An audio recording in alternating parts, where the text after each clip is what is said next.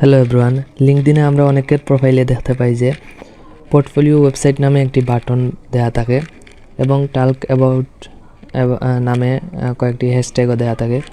তো এইগুলা কিভাবে আমরা আমাদের প্রোফাইলে অ্যাড করতে পারি, আজকের ভিডিওতে আমরা এই বিষয়ে দেখব। তাহলে চলুন শুরু করা যাক। প্রথমে চলে যাবেন লিঙ্কডইনে, তারপর আপনার প্রোফাইল আইকনে ক্লিক করবেন এবং সেখান থেকে আপনার প্রোফাইলে চলে যাবেন।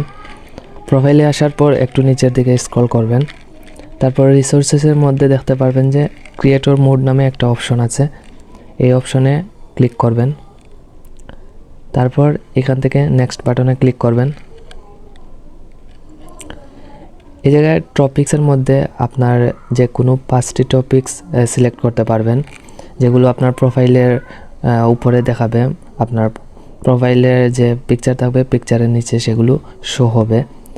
এখান থেকে এগুলো দেওয়া হয়ে গেলে সেভ বাটনে ক্লিক করবেন এবং এই জায়গা থেকে স্কিপ করে দিতে পারেন এই উইন্ডোটা। আবার আপনি চাইলে নেক্সটে ক্লিক করে এইটা পোস্টও করতে পারেন। আমি এই জায়গা থেকে স্কিপ করে দিলাম। আমার কিন্তু এই জায়গায় ক্রিয়েটর মোডটা অন হয়ে গেছে। তো ক্রিয়েটর মোড অন হওয়ার সাথে সাথে কিন্তু এই জায়গায় এই দুইটা অপশন চলে আসবে, এইটা এবং এইটা। এই দুইটা অপশন চলে আসবে যখন আপনার ক্রিয়েটর মোড অন হয়ে যাবে। তো এখানে প্রথম দিকে আপনার এরকমভাবে নাও থাকতে পারে, এইটা নাও থাকতে পারে, কিন্তু এইটা চলে আসবে।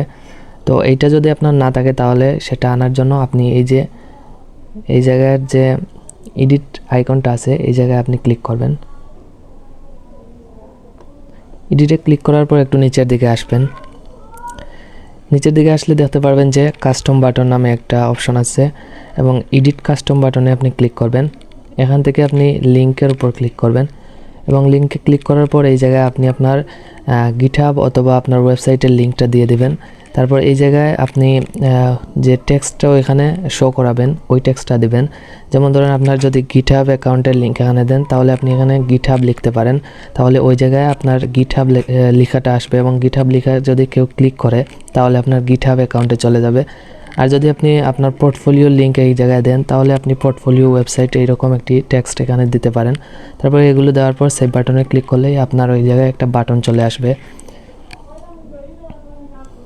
ঠিক এমনভাবে একটি বাটন চলে আসবে এবং এই বাটনে যদি ক্লিক করা হয় তাহলে আপনার সেই কাঙ্ক্ষিত লিঙ্কে চলে যাবে, যেটা আপনি এখানে দিবেন।